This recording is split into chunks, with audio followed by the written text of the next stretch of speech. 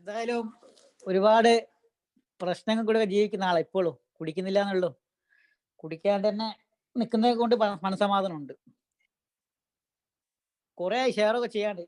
2 ദിവസം മുമ്പാണ് ഒന്ന് ഷെയർ ചെയ്ത്. മീറ്റിങ്ങിന് പോകലില്ല. അടുത്ത കാലത്ത് 2-3 മീറ്റിംഗ് കൂടിയുള്ളൂ. എന്തായാലും ഒരുപാട് വൈകല്യങ്ങൾ നിറഞ്ഞ ജീവിതം എൻ്റേത്. എനിക്ക് തോന്നുന്നു 9ാം ക്ലാസ്സിൽ നിന്ന് 10ാം ക്ലാസ്സിലേക്ക് ജയിച്ച ഞാൻ 9ാം ക്ലാസ്സിൽ നിന്ന് 10ാം ക്ലാസ്സിലേക്ക് ജയിക്കില്ല എന്ന് വിചാരിച്ച് നാട് വിട്ട ഒരാളാണ്. അത് ബോംബെയിലായാലും പോലും അച്ഛൻ്റെ ഏട്ടൻ്റെ കൂടെ ബോംബെയിൽ പോയി ടയർ പണിയായിരുന്നു. എന്തായാലും അപ്പോൾ അവിടെ എത്തിയപ്പോൾ അറിഞ്ഞത് ഞാൻ 10ാം ക്ലാസ്സിലേക്ക് ജയിച്ചിരിക്കുന്നു. അപ്പോൾ ഞാൻ അവിടെ നിന്ന് വരാൻ പറ്റിയില്ല. എന്തായാലും അവിടെ തന്നെ ആയി. സ്വന്തമായിട്ട് കടയും ഒരു കട മുത്തച്ഛൻ തന്നു. പിന്നെ ഒരു വർഷം കഴിഞ്ഞ മുത്തച്ഛൻ ഒരു കട തന്നു. പിന്നെ ഒരു കട ഞാൻ പിന്നെ ഒന്നുണ്ടാക്കി. പിന്നെ ഒരു കട ഞാൻ ഉണ്ടാക്കി. പിന്നെ ഒരു 100 കിലോമീറ്റർ അപ്പുറം ഗുജറാത്തിലൊരു കട എടുത്തു. 3 കടയൊക്കെ ഉണ്ടായിരുന്നു. എന്തായാലും എൻ്റെ വൈകല്യങ്ങൾ ആദ്യം തുടങ്ങിയുള്ള എനിക്ക് പിന്നെ മനസ്സിലാക്കി. ഗുജറാത്തിൽ നിന്ന് ഞാൻ ഒരുപാട് നല്ല സുഹൃത്തുക്കളെ കിട്ടി. എന്തായാലും എനിക്ക് കള്ള് കുടിനെക്കാട്ടും ഇഷ്ടം ബോംബെയിലൊക്കെ വന്ന് ലേഡീസ് ബാറിൽ ഇരിക്കുക, തൊട്ട് തലോട്ടിലൊക്കെയാണ്. എന്തായാലും അതെൻ്റെ ഒരു എൻ്റെ കൂടെ കൂടി എൻ്റെ സ്നേഹിതന്മാരൊക്കെ 2 പേർക്ക് അടിക്കുമ്പോൾ ഞാനത് 3ലേക്ക് പോവുക. ഞാനാണെന്ന് വലിയ ഒരാളെന്നുള്ള കാണിക്കാൻ വേണ്ടി എല്ലാവരും കൂടെ ഒന്ന് അഭിനയിക്കുക. അവസാന ഘട്ടം എല്ലാം നശിച്ച് നാട്ടിലെത്തി എന്നെ നേരെ ബോംബെ നിന്ന് കൊണ്ടുപോയത് കോഴിക്കോട് ഒരു DAD സെൻ്ററിലാണ്. അതിൻ്റെ പേര് സാന്ത്വന ആണ്. 2007 അവിടെ നിന്ന് ഞാൻ 28 ചികിത്സ കഴിഞ്ഞ് എൻ്റെ അമ്മ എൻ്റെ കുടുംബക്കാരെല്ലാവരും ഒരു ദിവസം അവിടെ 28 ചികിത്സ കഴിഞ്ഞ് ഞാൻ പുറത്തിറങ്ങി. അപ്പോൾ എൻ്റെ വീട്ടുകാർക്ക് വിചാരിച്ചു നന്നായി കുടിക്കുന്നില്ല എന്ന് വിചാരിച്ച് കുറച്ച് പൈസ കൂടിയൊക്കെ തന്ന നാട്ടിലൊരു കട എടുത്ത്, ടയർ കട. അതൊരു മാസം ഓടി. പിന്നെ ഞാൻ കുടിയിലേക്ക് പോയി. അതിൻ്റെ ഇടയ്ക്ക് കോഴിക്കോട് കുതിരവട്ടത്ത് കൊണ്ട് എന്നെ അഡ്മിറ്റ് ചെയ്തു പ്രാന്താസ്പത്രിയിൽ. അവിടുന്ന് കുറേ ഗുളികയും മരുന്നും ഒക്കെ തന്ന് എല്ലാം കൂടി എന്നെ ഭ്രാന്തനാക്കി. നാട്ടുകാരുടെ മുന്നിലൊക്കെ ഞാൻ ഭ്രാന്തനായി. കുതിരവട്ടം എന്ന് പറയുമ്പോൾ ഭ്രാന്താണല്ലോ. അവിടുന്ന് കുറച്ച് ദിവസം കഴിഞ്ഞ് പിന്നെ കുടി മാറി. എന്തായാലും 3ാമത്തെ റിലാപ്സിൽ എന്നെ വീട്ടിൽ നിന്ന് പുറത്താക്കി. എനിക്ക് ഇപ്പോഴും, ഞാൻ നേരത്തെ ബസ്സിലോട് പറഞ്ഞിട്ടുണ്ട്, എൻ്റെ പുറത്ത് എൻ്റെ അച്ഛൻ പെരുമട്ടലെടുത്ത് അടിച്ച കാലം എപ്പോഴും ഉണ്ട്. ഈ മട്ടലിൻ്റെ കയ്യെ കറുത്ത പാട്. കാരണം വെച്ചാൽ അമ്മമാർ അടി അടിച്ച് എന്നോട് പറയാൻ നീ കയറിപ്പോരെന്ന് പറഞ്ഞു. കാരണം അത്രയും എൻ്റെ വീട്ടില് അനിയൻ കുടിക്കില്ല. എൻ്റെ അനിയനൊക്കെ എപ്പോഴും ആൽക്കോളിക്കായത്. ഞാൻ കുടിക്കുന്ന വീട്ടിലാരും കുടിക്കില്ലേനു. എൻ്റെ അച്ഛൻ കുടിക്കില്ല, എൻ്റെ മുത്തച്ഛൻ കുറച്ച് കുടിക്കലുണ്ട്, 2 ഇളയച്ചന്മാർ കുടിച്ചാണ് മരിച്ചത്. നാട്ടിൽ ലാസ്റ്റ് എനിക്ക് തോന്നുന്നു എനിക്ക് ഒരുപാട് കേസുകളൊക്കെ ഉണ്ടായിരുന്നു പോലീസ് സ്റ്റേഷനിൽ. ഞാൻ ഒന്നും കക്കാൻ പോലെ എനിക്ക് വെള്ളം അടിച്ച് ഞാൻ ടച്ചപ്പിന് വേണം. അപ്പൊ ഞാൻ ഒരു മാവിന്റെ മുകളിൽ കയറി രാത്രി മാങ്ങ കല്ലെടുത്തെറിഞ്ഞ് വീടിന്റെ ഓട് പൊട്ടിയ ഒരു കേസ് ഉണ്ട്. അതേമാതിരി ജാമ്പക്ക പറിക്കാൻ പോയി ജാമ്പക്കന്റെ മരം ഒന്നായി പൊട്ടി വീണ് താഴെ, അതിനൊരു കേസ്. ഇതിലൂടെ മധ്യസ്ഥം പറയാണെങ്കിൽ അച്ഛനും കുടുംബക്കാരും നാട്ടുകാരെല്ലാം സമയം വൈകുന്നേരങ്ങളായാലും രാത്രി ആയാലും രാത്രി വീട്ടിൽ വരാണ്ടായി. പിന്നെ എനിക്ക് അവസാന കാലത്ത് ഈ ഷഡ്ഡി ഇടുന്ന പരിപാടിയില്ല. എന്തായാലും ഷഡ്ഡി ഇടാൻ പറ്റില്ല. ഷഡ്ഡി ഇടുമ്പോൾ കൈ വിറയ്ക്കും, കാല് കയറില്ല.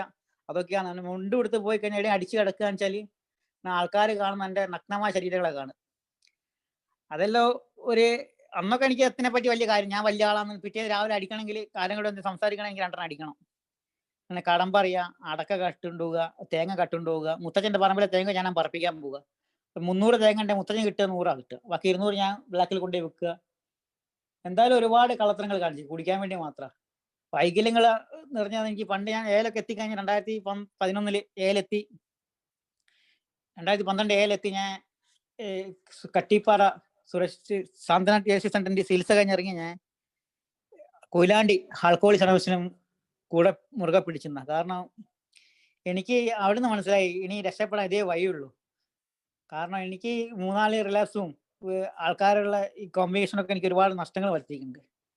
അവിടുന്ന് കൊയിലാണ്ടിയിൽ എനിക്ക് ഏറ്റവും നല്ല ഭാഗ്യം കിട്ടിയ നല്ല സുഹൃത്തുക്കളെ കിട്ടിയിരുന്നു. കൊയിലാണ്ടി എൻ്റെ കൂടെ വരാൻ, എൻ്റെ വീട്ടിൽ വന്ന് എന്നെ കൂട്ടി കൊണ്ടുപോകാനും. എന്തായാലും ഈ ഒരു സൗഹൃദം 7 മാസം നാട്ടിലുണ്ടായിരുന്നു.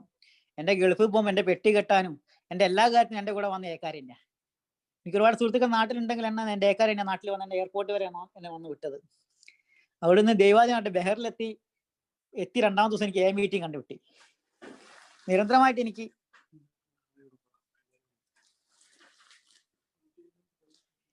എന്തായാലും ഒരു ബെഹറിലെത്തി ഇംഗ്ലീഷും അറബിയാ, മലയാളി ഇല്ല. മലയാളി ഞാൻ മാത്രമേ ഉള്ളൂ. പിന്നെ ഒരു ഫിലിപ്പ് സാർ ഉണ്ട്. ഫിലിപ്പ് സാർ ഇടയ്ക്കൊക്കെ മലയാളം പറയുമായിരുന്നു.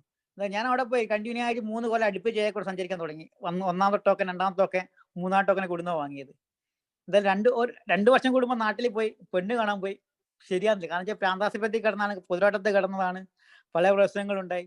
പിന്നെയും നാട്ടിൽ പോയി ഓരോ വർഷം കൂടുമ്പോൾ പെണ്ണ് കാണാനായിട്ട്. എങ്ങനെ കണ്ട് കണ്ട് 103ാമത്തെ പെണ്ണാ ഞാൻ കെട്ടിയത്.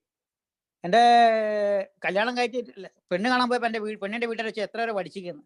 9ാം ക്ലാസ് വരെ പോയിക്കെന്ന് പറയാൻ കുറവാണ്. അപ്പൊ ഞാൻ പറഞ്ഞ ഡീസൽ മെക്കാനിക്കാണ്, ഓട്ടോമൊബൈൽ പഠിച്ചിരിക്കുന്നു പറഞ്ഞു. കാരണം വെച്ചാൽ ഞാൻ ടയർ പണിയാനെ കൊണ്ട് അത് ഓട്ടോമൊബൈലിൽ കാണുന്നു.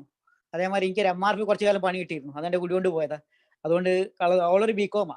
അപ്പൊ എനിക്ക് ഞാൻ അവരെ മുന്നിൽ നിന്ന് എന്നോട് ചോദിച്ചു ഇവിടെ എന്താ ജോലി ചെയ്യുന്നത്. ഞാൻ ഏല് വന്നിട്ട് 2 പ്രാവശ്യം കളത്ത് പറഞ്ഞതാ. ഇവിടെ സ്റ്റോർ കീപ്പറാണ്. ഇവിടെ ലേബറായിട്ടായിരുന്നു പണി. കുറെ കാലം എന്തായാലും ഇപ്പൊ 103ാമത്തെ പെണ്ണ് കിട്ടി. കല്യാണം കഴിഞ്ഞ് 3ാമത്തെ ദിവസം എന്റെ ഇവിടുത്തെ സിമ്മ് കാണുന്നില്ല. ഞാൻ ഗൾഫിൽ നിന്ന് കൊണ്ടുപോയ ഒരു സിം ഉണ്ടായിരുന്നു. അവളോട് വെച്ച് ഇവിടെ എടുത്ത് ഒന്ന് കൊടുത്ത് ചെപ്പക്കുറ്റിക്ക്. ഞാൻ വെച്ചാൽ അന്ന് പോയിന്ന് അവള്.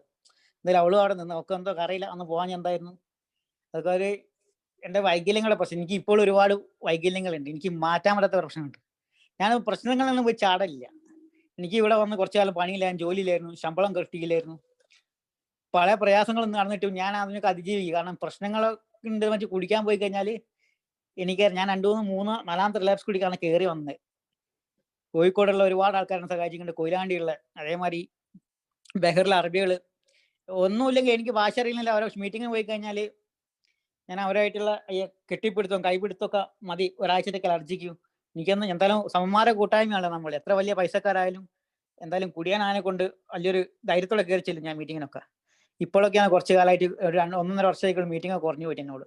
അല്ലെങ്കിൽ നിരന്തരമായിട്ട് മീറ്റിംഗ് ഡ്യൂട്ടി കഴിഞ്ഞ് ഭക്ഷണം ഉണ്ടാക്കുന്ന മീറ്റിങ്ങിന് പോലാണ് എൻ്റെ പരിപാടി.